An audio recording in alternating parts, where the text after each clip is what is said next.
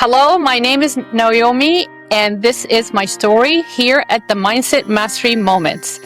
This is a space where we get to tell our stories as an American immigrant minority females going through the immigration process, how we survived the immigration process, and what we learned from the process, and how are we thriving into the new society, which we call the new world.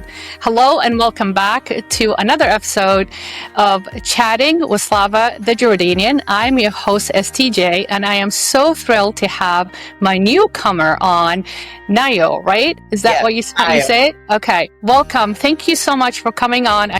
And I really, really appreciate you making the time in order for us to give our audience a little bit of storytelling and input of that immigration process. Now, let me just, I did some research because you are from the Dominican Republic. So it is very impressive when I did the research and found out that in 2022, 55 of Dominican-born immigrants in the United States were women. This represents a higher proportion than the overall immigrant population, which is 51%, and the general U.S. population, which is 50%. The total Dominican population in the United States was estimated as 2.4 million in 2021, with the majority of, you ready for this? 57% being females. Wow, that's impressive. That is huge. That is really impressive. Yes, it is. That absolutely says a lot about us as females. We do have the tenacity, the resilience, and the courage to step out of our comfort zone and have that kind of mindset that, you know, we want better life. We want higher education. We want to improve and elevate our lifestyle. So, Nayo, as you would like to be called, tell us your story. Let's start with, how did you end up in the United States? So, both my parents came into the U.S. My mom was married off young by my grandmother, who raised her. Let me go back a little bit. So my mom was given to my grandmother, who's not my biological grandmother, at a hair salon, right? So her biological mother gave away like 5 of her children to different people. So she grew up with Ramona, which is my grandmother, who passed in 2015. But she brought her over here very young.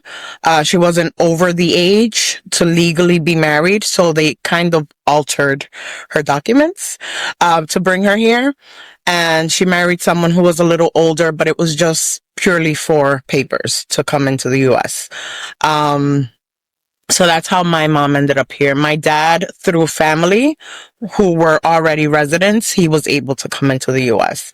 And then my siblings and I, we were all born in the U.S. So I was born in Brooklyn, New York. My 2 younger siblings were born in Manhattan, New York.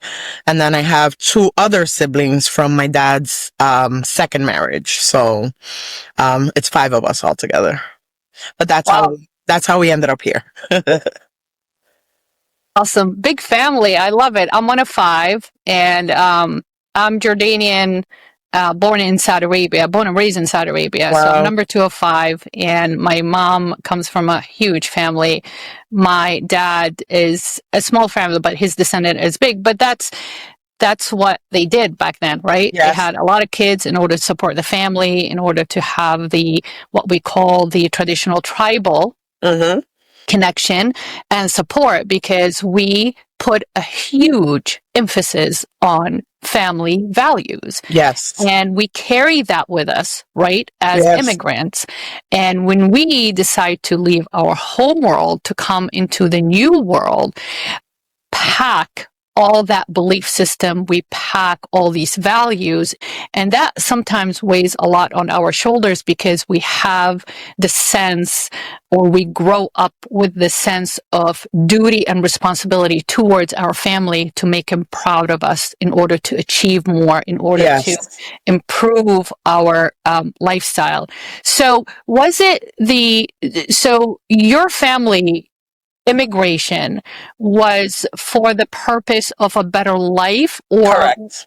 okay, Yes. so just better opportunity, just like, the majority of the immigrants that The come to the United American dream, pretty much, right? And it's really sad because once you come into the United States, you lose an an essence of yourself or of your culture most times, and it's like you're still trying to stay true to your roots, but you have to adapt to this new system, right? So it like trickles down on the rest of like the more generations, the more you lose that sense of, my roots, where I'm from. You know what I mean? So, and it's a crazy feeling when you go back and it's like, I'm home, even though I wasn't born there. When I go visit, I'm like, the air smells different. I feel like, I'm home. You know what I mean? So it's very sad that you have to like adjust yourself to the customs of the US. There's things here that, you just have to get used to. You know what I mean? So it's pretty difficult. I know it was a challenge for my mom because she didn't know the language. So that was hard.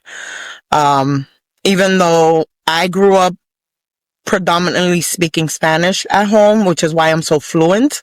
I feel like I haven't had my kids speak Spanish mostly, and it's sad, but that's part of the things that you kind of lose. It's like, your native language. You should be using your native language, right? It's a blessing to have two languages in this country, right? You're valuable.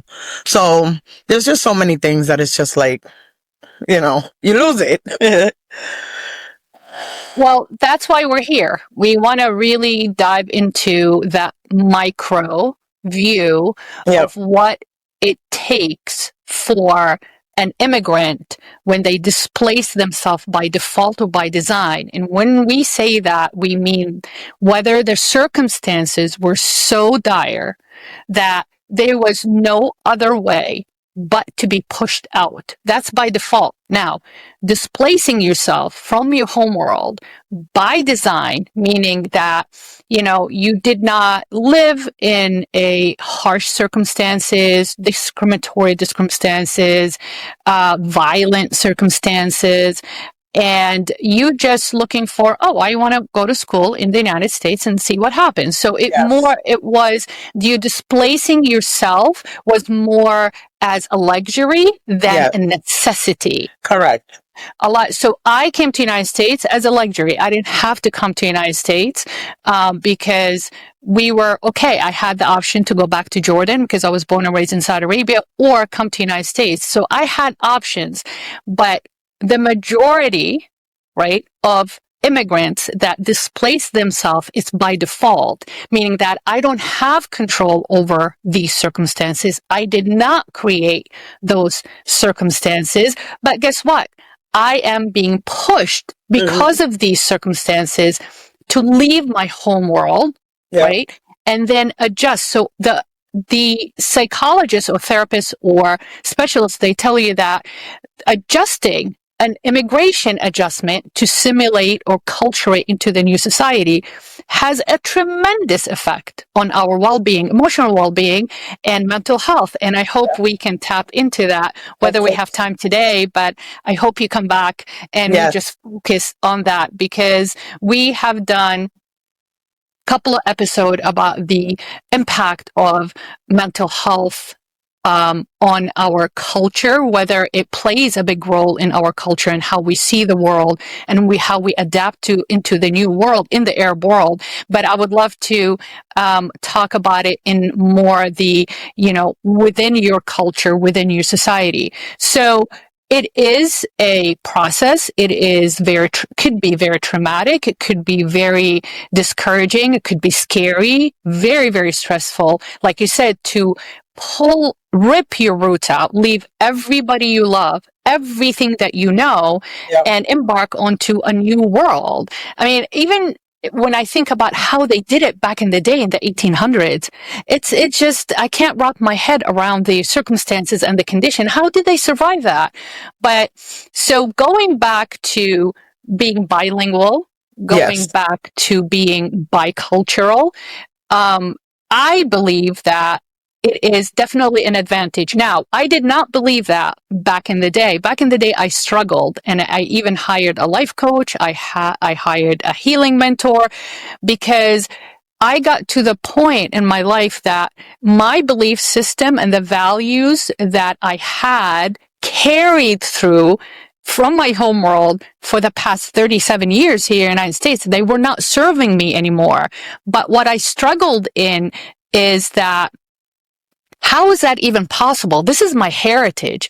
This is my people's belief system, and it's not serving me anymore. So I was so hard on myself, in a sense that, no, I rejected that. It's like, no, I am who I am. I am my father's daughter. I cannot change my belief system, because then I will be feeling so guilty, abandoning, like you said, your heritage. But I learned that we don't need to be one or the other. We can be one and the other.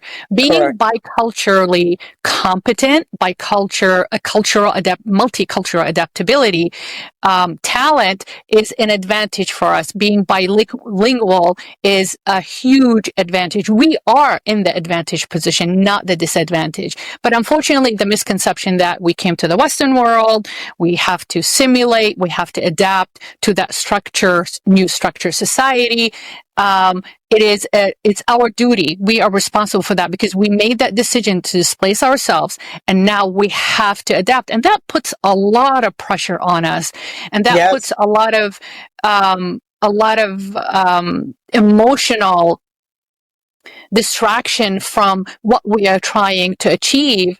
And I've seen some of them, my friends that came to the United States, that almost tap into what we call approval addiction. We want to be approved so much within the new society, within the new world. We become addicted to it. People end up Yes. divorcing. People end up abandoning their kids. People end up, unfortunately, losing their career, losing their the degree or their education, and end up somewhere that they don't like, and before you know it, they label themselves as, oh, I failed, so Right. I should have not come here, and then the guilt kicks in too.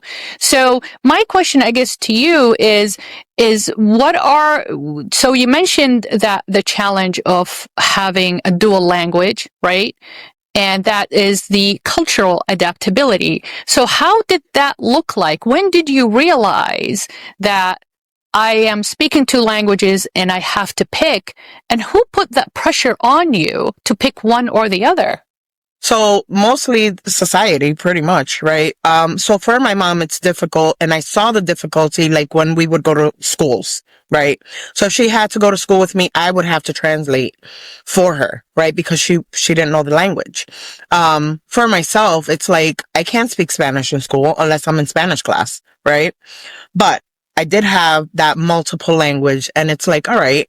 So I noticed this is helping me when I'm looking for a job, right? So, for example, one job that I had that we may talk about for later on, I got an actual differential pay for speaking Spanish, right? So I was like, oh, this is interesting, right?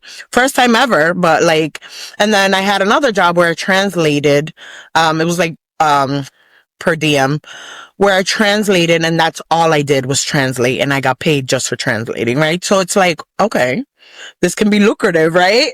In a sense. But yeah, for my parents, I know it was difficult. You have to take on jobs that don't require that you speak the English language. For example, my dad worked at a bakery, right? He did learn the language, so did my mom. he's more fluent than she is, but he took on a job where he didn't have to use the language. You know what I mean? So it's like sometimes you're forced into a situation because this is what they require of you, or they require that you have an education. And another great example is when you're coming from another country, right? You can have a master's degree, you can have a doctorate, right? And you come into this country and it's no longer valid.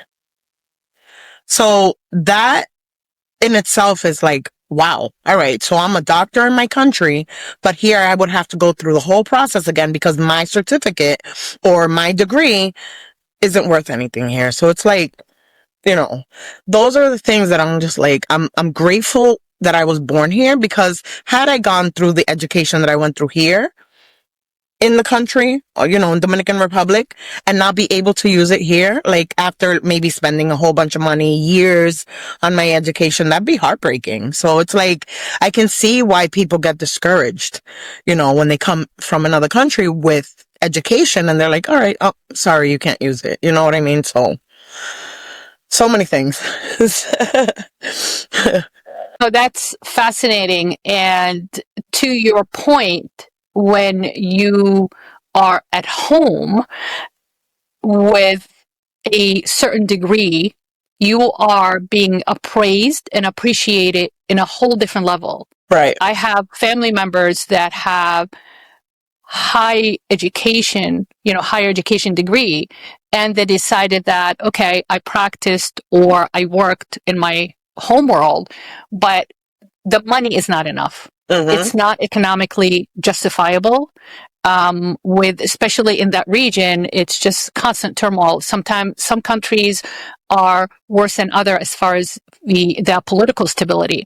So anytime you have political instability in a country, back in the Middle East, the financial sector gets completely destroyed, basically. Not there, yeah. So exactly. So the value is not there.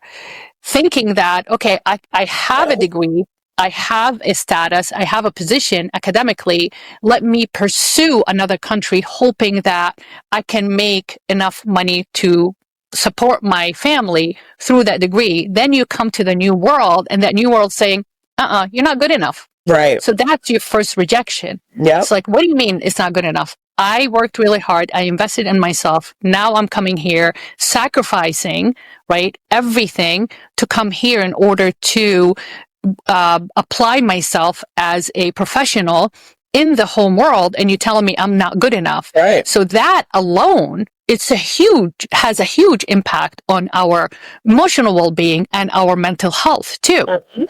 Now, add to that the language barrier. How can you express yourself? How can you read things? How can you understand your rights? How can you understand the process, the policy, the law, the regulations in order to help you, right, achieve that status again in the new world, in the Western world, or whatever that new world is, so you can start all over? So that is very stressful on our body, on our, like I said, emotional well-being, and on our mental health. So it takes a strong person, a high level of tenacity, high level of resilience, high level of strength for you to stick to it and hoping to come out on the other side as a winner, as a champion. But that's hard to predict because we're sitting here simplifying it and putting it in words. But when you look at it or experience it every single day, through the challenges, social challenges, religious challenges, cultural challenges, custom, the code of conduct, I call it, how to conduct yourself, how you carry yourself. Because, for example, the traditional culture, the classic conservative traditional culture, within the cultures, anywhere in the world, any part of the world has a lot of in common. So I can go to the DR and I'm going to feel like I'm in Egypt, like they get me. Do you know what I'm saying? Yes. We have the tradition and the custom. We have a lot in common. We have a lot of familiarities with a little tweaks. But when you go to a Western world, that's a lot of an adjustment. Yep. So I guess my next question to you is, did you seek a higher education here in the United States? I did, yes. So I was very much influenced by, I had a kindergarten teacher, believe it or not, we still talk. But she, aside from my parents always drilling into me the importance of education because of what they went through, right?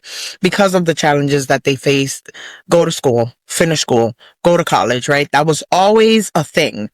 Um, I'm pretty much a bookworm anyway, so I did like to study, since a young age. But I did have this kindergarten teacher who, stayed with me throughout the years and always encouraged me to do more, to seek a higher education and all of this, aside from my parents. But I did, finish high school. Let me go back a little bit. So I was, 16 when I became pregnant with my son, who's now 26. And I lived in New York. I came to visit family here in Massachusetts, met his dad. I became pregnant. I went back to New York, and my mom was just kind of like, all right, you're pregnant. What is he going to take care of your kid? Right? Like, so that happened. I ended up moving to Massachusetts with my child's father. In the middle of, I don't know, I don't even think I probably finished the 10th grade or something. So we came here and I finished high school while after having my son so I did finish high school, and it was pretty hard because, it's kind of like it's a stigma to be so young and pregnant, right? Um, but I said, I'm not going to let this stop me. I'm going to continue to do what I need to do, right? I need to do better for my son, right? Because, I was young. So I finished high school. I was able to then sign up for, college. I got my associate's degree in liberal arts psychology from Northern Essex Community College. And then I worked, of course, in between. So I had a little pause. I did graduate. Was it? Yes, I graduated Northern Essex pregnant with my second daughter, actually. So that was, another like motivation, just, I'm still trying to do better for myself. And then, I graduated from Southern New Hampshire University with a bachelor's degree in psychology. I almost pursued my master's, but I'm like, I wanted to do like therapy. I love working with people. That's my thing. Like, I've always wanted to help people.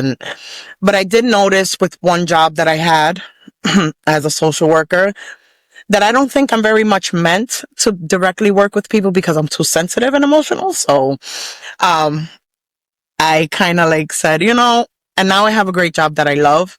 It doesn't pay as much, but I'm happy where I'm at. So I said, I'm not going to pursue my master's degree, but I am, pushing my daughters to seek what they love, continue the educational path, because unfortunately, or fortunately, depends on how you look at it, you do need an education in this country in order to survive. Like, that's just what it is.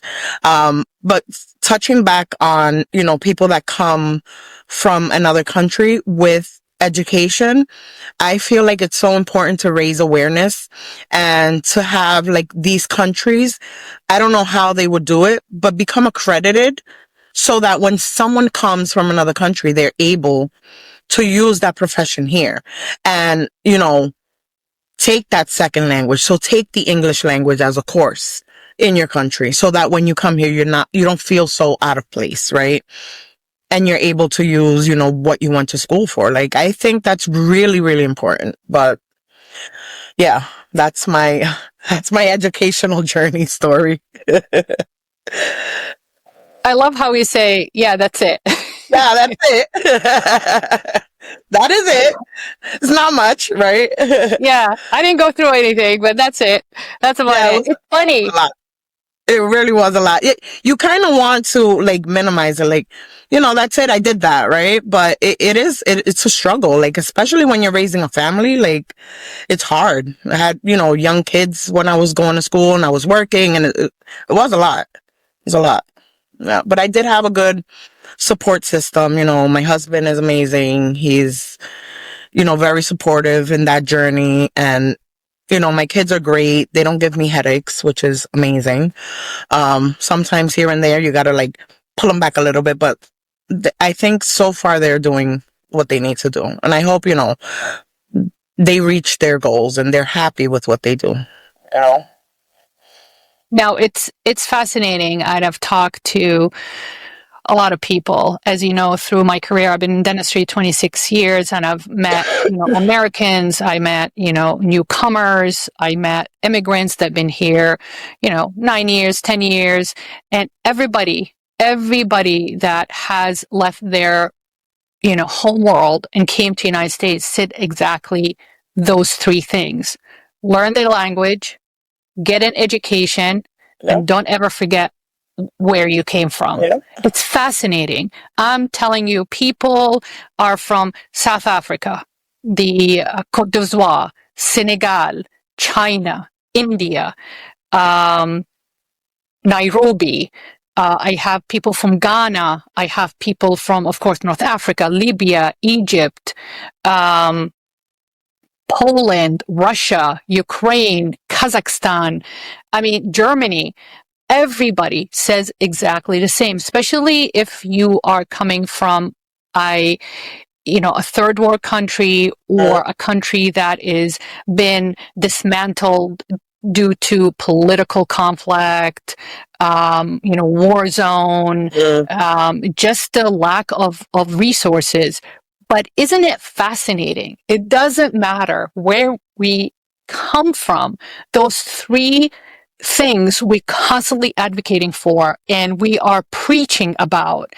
Don't ever forget where you come from. Make sure you learn the language, because if you learn the language and you get higher education, my dad used to tell me that, your education is your invitation to the party. So when you get higher education or just education, then you shine, right? People start noticing you. People want to mingle with you. People want to socialize with you. People want to hear you out. People want to listen to your opinion when you are educated. I agree with you 100%. Education is the number one factor or motivator that pulls us or rips us out of our home world into the new world. And then everything else comes within, the social status and the culture, and you build a family and you build a home, you simulate. And then the process becomes very rewarding as long as you have that mindset. We call it unlimited mindset, by eliminating limited beliefs. Just like in your journey, you did not stop. You had a child at 16. You still went to school. You still finished high school. You still had a family. You expanded your family, but you stuck to education. And sometimes education and knowledge helps us learn how to adapt and how we simulate into the new culture in a healthy way, not an unhealthy way, but also it's almost like it's our shield. We have a saying in Arabic, shahatik slahik. It means like your degree is your armor. It's your weapon to protect yourself from the limitations of society, the limited mindset, the limited beliefs. And that's why I love talking to immigrants. And I think that especially minority immigrants have so much to teach that unfortunately this society, the Western society, they try to ignore, they try to suppress because the majority rule. But we need to break out of that. We cannot be in the echo chamber of stigma and stereotype. Oh, you're just an immigrant. You don't know what you're talking about. You're lucky you're in this country. You owe me, basically. I let you in this country. No, I worked hard to be in this country, because guess what? If I came from my home world into this world and I don't like it, I can always go back. They think we have no other option, or I can go to another country, because according to this also my research, that the majority of the Dominican Republic immigrants that come to the United States, number 2 country is Spain. Wow. Yep. Yep. So I was really surprised because I thought after the Spanish colonial history Yep. that you don't want to go back to somebody that suppresses our people. But the interesting thing, even North African population, they want to go to France. So Libyans, they immigrate to Italy, other than the United States. Italy took on Libya and they fought against the Italians. The Moroccan, the Tunisians, and the Algerians, which is the North Africa that was part of the French colony, they go to France. Wow. Not because they're supporting that nation, it's because when this colonial presence was in North Africa, guess what? Number 1 language is French. So it's language. Yes. Right? They feel more comfortable. Why should I learn English where I can speak French and Arabic? I'm going to go to France. Libyans also, they knew Italian. So language is very comfortable. You can communicate, you're very comfortable with. You can communicate, you'll be able to survive it. The society that speak Italian that has a common language with you. So my first option is Italy. If I don't like Italy, then I can go to the United States or England or whatever, whereas, you know, they speak English. But we pick the spot where we are going to displace ourselves that will be as comfortable and as familiar to us as possible, whether with language or culture. Now, you have a job that you absolutely love, but tell me a little bit about what you said. You are too sensitive? Yeah. I'm a disaster. Because, so when I had this job as a social worker, it's like you're working with children, right? You see things you don't really want to see. You see things that you don't agree with. You don't feel very supported in what you're doing. It takes away from you as, like, I would come home and just be mentally and physically drained, right?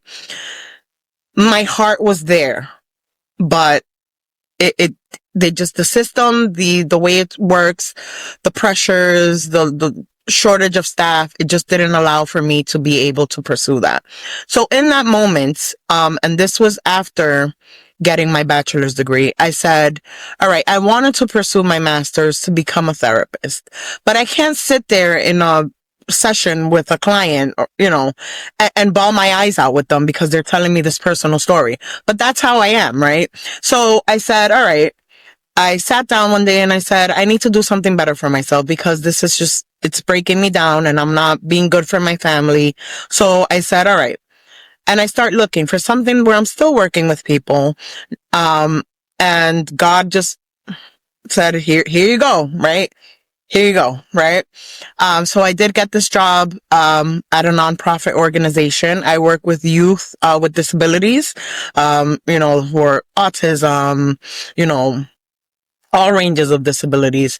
And we go out and teach them. So we go out to schools and we teach them pre-employment services. So how to become employable, how to create a resume, you know, how to, you know, social skills, things like that. Right. And I absolutely love it. I love it because I'm making a difference and it's not so taxing on me. Right. So yeah, I'm blessed. I'm very much blessed.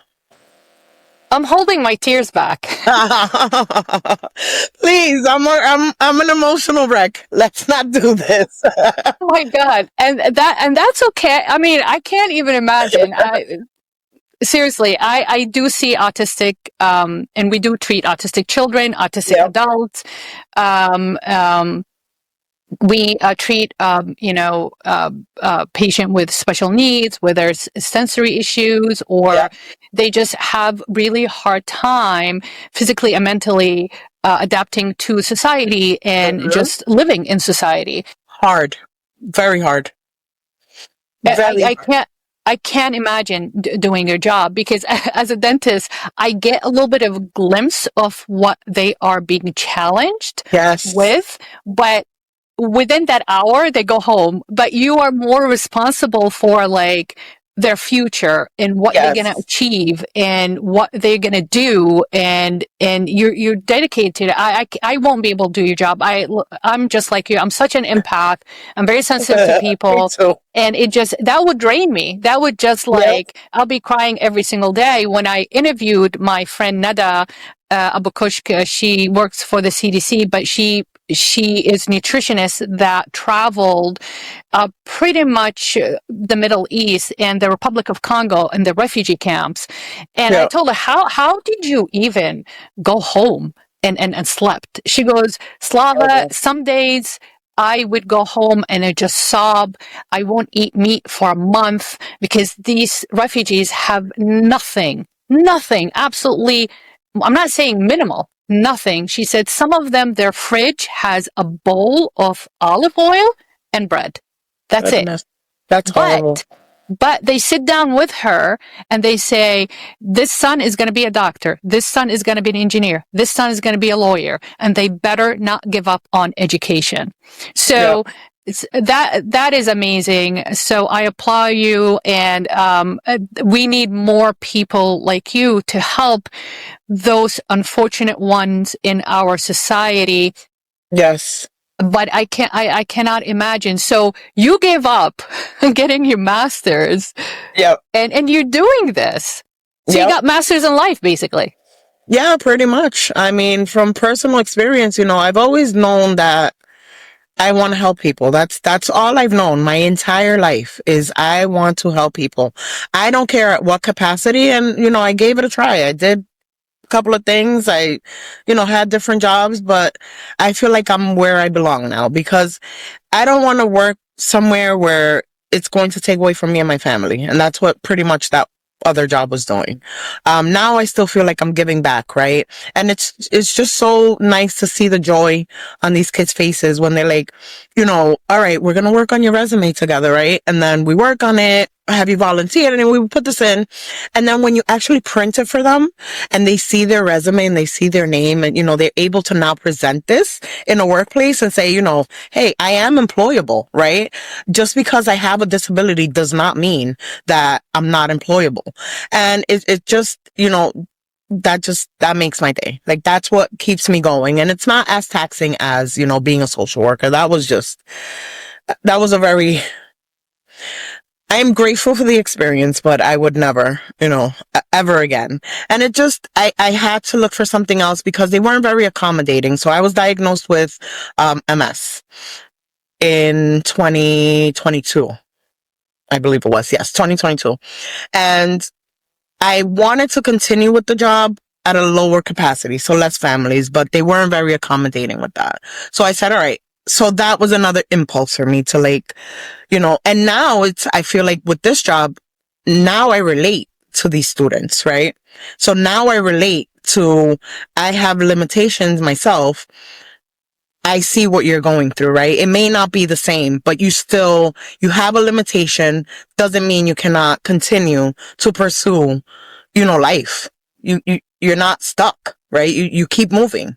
You learn about what it is that you have, what helps you, what accommodations do you need in order to be successful? And that's what I teach them. And I'm very passionate about it. Like I'm super passionate when I talk to them and I say, listen, I don't disclose much of, what I go through, but I say, I also have a disability. And they look at me like, what? You have a disability? You look pretty normal to me, right? But what is normal?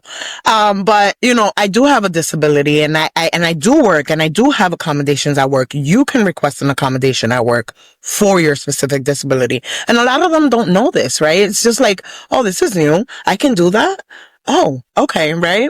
But it just empowers them to be able to, like you say, changes the mindset, right? Changes the mindset and allows them to venture out into, out of their comfort zone and pursue something, which is amazing. Absolutely amazing. Yeah. You are amazing. My God. You better come back for another many episodes. Oh my God. Oh my God. I can talk to you for hours. So So you're saying that being a social worker Hmm. is harder than that? Yeah. Oh, yeah. Like, that place is a revolving door. If things were different, because you do make a difference, there are families who struggle, right? It all depends on your upbringing. There are things that are out of your control. There's things that, you take out on your kids, for example, right? That you shouldn't, but sometimes the situation doesn't allow for you, right? Sometimes you just need that support. But when you are loading, one individual, so one social worker with so many families, you can't give that undivided attention to a specific family and maybe give them what they need. So I feel like a lot of things need to change. You do need people that work from the heart. With this type of thing, a lot of people are in it for the money, which is not, and a lot of people just lose themselves. They're burnt out. So they're like pretty much do the minimum in order to, get through, or on paper, all right, I visited my family this month. Quick notes. No, they need more than that. Like, you really need to get invested and give these families the support that they need. But then the person who's working with them, the social worker, needs to be supported as well. So it's like, it's very hard. It's very hard. That place is just a revolving door. And I wish things would change out of my control, but I experienced it. I think it made me a better person, more appreciative of what I have. Seeing my kids as humans, as individuals, has been a lot, because that's another thing. It's like growing up, it's more, my mother wasn't very loving, but she didn't receive that, because my grandmother was raised to work, right, in the country. In the old country, in the Dominican, she worked. She never went to school. My grandmother worked in like fields like a man, right? And would cook for these men as well, right? Who were working. So it's like, that's all they knew. It's work, work, work, work, work. There was no love. There was no showing affection. There was no, oh, my kids have feelings too. Let me talk to them. How are you feeling today? Right? So there's a lot of things that I've learned that I'm trying to show my children, right? And be as supportive as I can be. At the same time, being realistic about what it is out there, what the real world is. So, I have a lot of knowledge, real world experience, right? Am I perfect? No, but I feel like when you learn from your mistakes, or, you experience something, pass that information on to someone else, right? Because it can help. It can be a deciding factor on, what a person can do, or, how it can affect their life or the people around them. So there's a lot. Oh. So you touch upon a very significant point, that mental health and emotional well-being in our culture, especially our home world, especially the more traditional conservative that culture is, number one, the more severe or traumatic circumstances are, the importance of emotional well-being and mental health diminishes. There's no Yeah. place for it, because you're trying to No. survive. You're trying to survive. But what that does, unfortunately, so our parents know what our parents know. They try to raise us the best they can with what they know. Correct. So release the bar, I call it. Release the blame, release the anger, release the resentment. It's not their fault. They try Absolutely the best not. they can. Now, that's number one. Number two, we call that, how can you transition that? It's become a transgenerational thing, that transferring that power to your children. So you're first generation American, your mom, your parents are not. So they transfer that power to you. Hey, this is the way it is. Take it or leave it. I don't have time for it. Right? Right. Now you have discovered. So you take that and you build it as part of your belief system. Okay, we don't have time for this. Now I'm a mom with children and I'm a wife. I'm going to do the same thing because that's all I know. Correct. Now, that transfer of power of that concept that mental health does not exist, it doesn't play upon the way we were raised or the way we grew up. Now you're a lot more educated. Yes. Your circumstance is a little bit different. You have more observational data, we call it, because you went through life. And fortunately, I think things happen for a reason, because you becoming a social worker, you got inspired. You know, you had Yeah. epiphany. It's like, hold on a second. Things can be a lot worse, number one, but that's not what I'm going to do to my children, because I don't want my kids to go through what I went through. I don't want that transfer of power. Uh-uh. So my question is, right now, what are you transferring as a mother, now as a wife? You're not 16 years anymore. You finished Yeah. high school. You are settled. You're very comfortable of who you are. And now you have discovered, right, your self-value. And that's, a lot of immigrants have a challenge with that. What's my self-value? Because we value ourselves according to what our family how our family value us, Correct. right? Yes. Right? This is our value. Then when you pull away from your tribe or your whole world and you're by yourself and you don't know, how am I going to rediscover my value? Because my value was my family. Now my family's not around. Now I have to create my own value. Yes. See what happens. So can you just share with us, what are the challenges? Your kids now is second generation Americans. What are the challenges and what are you transferring of power to your kids? You did mention education, which is, I agree 100%, especially for girls. I'm not trying to be sexist or anything like that. No, I get it. Yeah, so it's just my culture. I'm empowering women, and I believe, unfortunately, still 2025 in the Western society is still male dominating. To give you an overview, when I graduated in 1999 from NYU Dental School, the female graduate and the female dental profession was on the rise. Now we have more female dentists than male dentists. My generation and older, it was very much male dominating. Even in dental school, professors, right? Clinical directors, the majority were males. Now you go to Tufts University, even in Boston, the majority are female, which is it's not because, I don't want men to be in the field, but it's rewarding. I feel like this is our time. It's time for us to shine, but to put the female immigrant, we have to overperform, to overcompensate for us to shine enough for people to notice us. So it was interesting as an American females dentist before the 90s were all male dentists, but now, the scale has tipped. So it is amazing, because I think it's not because we make better practitioners. I think women are a lot more patient. The majority of women are more patient. They're sensitive. Like you said, we can relate, we connect to people, we're compassionate, and I believe we make better providers. We're nurtured. Yeah, exactly, for sure. So what is it that you see a challenge in your children, or what is it that you worried about the most as your children being the second American generations here? So just in general, it's harder for an immigrant, or not an immigrant, coming from another culture, right? To achieve maybe things that predominantly the Caucasian group can more easily achieve or get, right?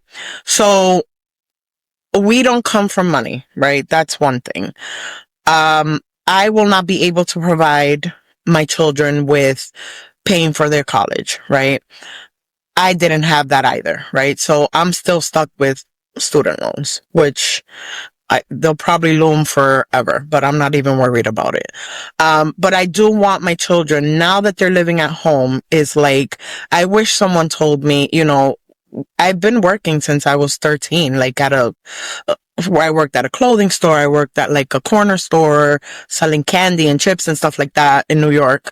But I wish someone had told me, save money, right? Because you're going to need it in the future. So that's something that I'm teaching my daughters. So now they're working. One just started working at Canopy Lake and the other one is interviewing. And it's like, right now you're under my house. You're living under my roof. I don't need you to help me to pay for anything. I want you to save money because it's going to get real in the future, right? So that's something that I'm trying to ingrain in them. Another thing, that growing up with that mentality from the Dominican Republic was, we don't embrace sexuality in, our kids. And it's like, it's a normal part of growing up, right? So I have two teenage girls who will have a boyfriend who, like a boy or whatever. And it's so important to not saying that I'm condoning, right? But I am letting them express themselves and be free in a safe manner, if you know what I'm saying. In my house, that was never a thing growing up, right? My mom was like, don't let no one touch you. You can't come out pregnant, right? It's insane, right? And it's a lot of pressure on you as an individual, because you're like, first of all, you're a teenager, you're trying to navigate life, and it's like, it's hard enough as is, right? So that's another thing that I'm trying to break a generational curse, is talking to my children about, this is what life is, right? I understand you get these feelings, and I understand, you may get urges. It's okay. Let's talk about it. What can we do to help you be safe, right? That's another thing that all I heard was, don't do this. Don't let yourself be touched, right? Nothing about, birth control or this exists, or let's go talk to a doctor, right? Not that I regret my child. I love him to death, but it's like, if I would have had more information and felt a little bit more supported, right? But then again, I cannot blame my parents because they did not grow up with that, right? They also learned that that's not okay, right? These are things that you should not be doing. So that's another thing that I'm trying to teach my children. And, I feel like I've been a good role model in the educational aspect.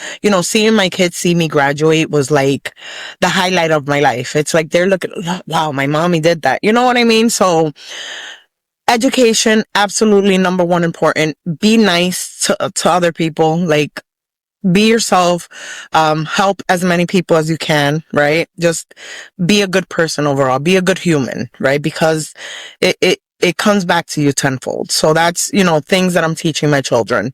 And don't discriminate on anyone. Doesn't matter their race, their color, their nationality, the language that they speak, the clothing that they wear. None of that. That does not exist, right? And I grew up with that. I thank my parents for that they, it did instill that in me. And I grew up with I have no filter for anyone. Everyone to me is the same, right? If you're a human, you are the same, right? We're on the same level. I don't care what your status is. I don't care what your national, none of that. So I'm passing that on as well to my children. But yeah. Wow.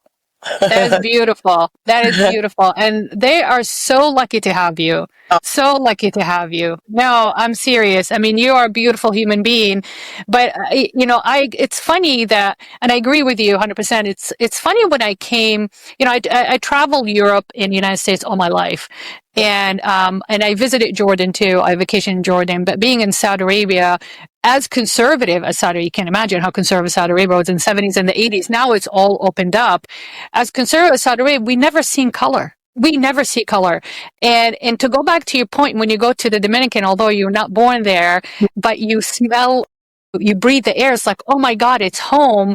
Funny you said that, because I went to Egypt for the first time. My husband's from Egypt, and my dad graduated from University of Egypt, because back in the 50s and the 60s, the two most famous universities or education system was in Lebanon or Egypt. Yeah. So my mom's sister graduated from Egypt. My dad graduated from Egypt.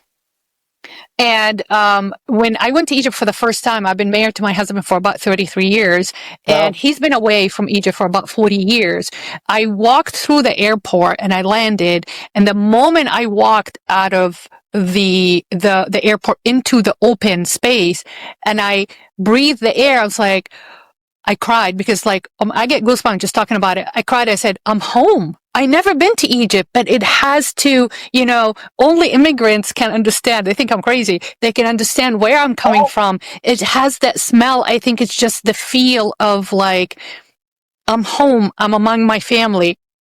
Yep. So that's definitely number one. But even in Egypt, we don't see color. You know, the stigma and the stereotype about Arab immigrants that we're racist, we only want Arabs, we don't like the Western world, if we don't like white people, whatever. Yeah. But Right. it's absolutely true, not true, absolutely Right. false. We see no color, we see no religion, we see it's all the stereotype of the West. And I Mm-hmm. love that you are transferring that power to your children, because that's the only way we can actually champion the stigma and break the stereotype here in the United States. Yes. And I walk around, I tell all my Caucasian American friends, you all got a problem with color.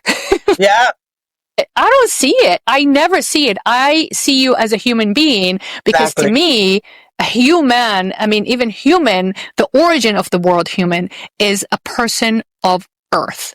Yes. So as long as we're alive on this earth, we're humans, right? So it's a Germanic or Latin origin of it, and it means a person of earth. So who am I to tell you, you have no right to live, you have no right to survive, you have no right to be here? No, if you're doing your job, and if you're showing me effort, and if you are credible, and you are accountable, and you're responsible, and you're in peace, and you're a peaceful person, nice, decent human being, I have no problem. I don't care where you came from, your background, your religion, your color, whatever culture. I would respect your culture as long as you respect my culture. Exactly. And that is a beautiful thing. And I think this country, like I said, I've been here about 37 years. I came in 1988. I was 19 years old. And the country feels so different. I don't know what happened to the United States after the 90s. Just the whole country just changed. And me and Giselle talk about it a lot. And other, team members that not from, this country, or they were born here of a different heritage. And it's fascinating. And I tell them all the time, the United States never used to be that way. And when I landed here in 1988, it was so much like back home. Yes. Everybody was living cohesively. They respect other culture. They were so excited to see you from other culture. They excited to learn about your country and your customs. Yeah, right now it's just like, I don't know if technology and social media has anything to do with it, or technological devices just I kind of believe so. separating us. Yeah, the I people believe so. are not that social anymore. But I guess my next question to you is, what would be your advice for a young woman who is thinking about leaving the Dominican? Now, I'm not sure if that's true, but what I heard through the grapevine, that a lot of Dominicans are not interested in leaving DR and coming to United States. Is that true or not? And but what kind of advice you would give a young woman that she had it back home and it's like, I gotta go? So it's so much so where the country itself is like, when you go there, it's not that it's unlivable, because it's not. There's no like political tension. There's none of that, right? It's more the cost of living. I feel like my advice would be, for a young person over there, educate yourself, right? You can achieve, we go back to education, right? We can achieve becoming, whatever it is that your passion is, pursuing that to the highest level. You can do that in our country. And your cost of living is not as high as here in the United States, right? Because it's different over there. You can purchase your own land. That's your land. You don't owe the government or the state anything, right? You buy the land, you build on that land, you're done, right? You don't owe that. So my advice would be, educate yourself, live within your means. And if you're coming into this country, or you're looking to come to this country, you have to understand that, even if you get an education here, right, it's still very expensive to live here, right? You don't have the same freedoms in this country as you do in your own country, right? So educate yourself and do the best you can with what you have within your own country. Not that I'm saying that the United States is you can't get ahead, you can't succeed. Yes, you can. But it comes with a cost, right? It comes with a cost. You lose yourself here. There are people who want to go back to their country, but are too stuck working and in the same routine of working and then supporting myself and doing this. You know what I mean? And, the majority of Dominicans work here and send money home, right? They send money back home and they build back home. And at some point they decide, I'm going to go back home, right? And that's my goal. That's my dream, is to at some point I want to retire and live in the Dominican Republic. But when is that going to come to me, right? Because of the situation here. Yes, you can save some, but not really. Right? You know what I mean? So it's hard because it's kind of like you're sucked into the US and you can't seem to get out of this, right? It becomes very difficult. So I would advise that anyone, and, I'm going to speak for my own country because I don't know about other countries, that's planning to come here. You have the opportunity to educate yourself in your country and you can achieve great things in your own country, right? I think the ideology of the US, the American dream, that's done. It is so done, right? But people don't see that until they get here and they're because there are people who are coming here recent times who don't last a year and they're like, oh, I can't do this, right?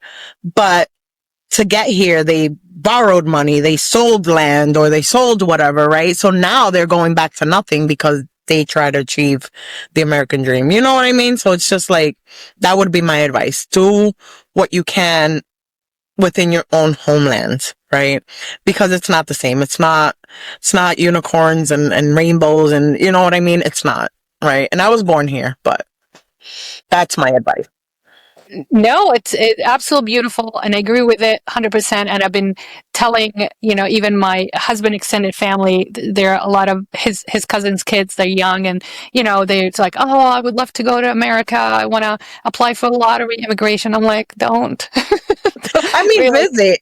Come visit. Yeah, visit for sure, for sure. But it's tell me exactly what you're trying to achieve, and then I can talk to them, a little bit more about, okay, get your degree first. Don't jump into, don't jump into things. And I said it in so many different episodes. I think you need to do your research. You need to figure out where you want to go, why you want to go, and how you want to go. So it's the why and the how. Don't just leave. Back in my day, my generation older, we just jumped ship. It was like, okay, let's go. We started. It was a lot easier too, but things are not as easy as they seem, and the grass is greener on the other side. Not necessarily. We have reached the end of our hour, if you can believe it, and I hope that you would agree to come back. Thank you for listening and thank you for watching, and I hope you guys enjoy this content. If you did, please like, share, and hit the notification button so you won't miss any episodes. And as a reminder, these episodes are uploaded every single Wednesday on the Apple Podcast and the Spotify. And I hope to see you next time on the Mindset Mastery Moment. Thank you, Naomi, for coming on. And like I said, I hope you agree to come back because we barely scratched the surface. I hope to see you next time. This is Slava the Jordanian.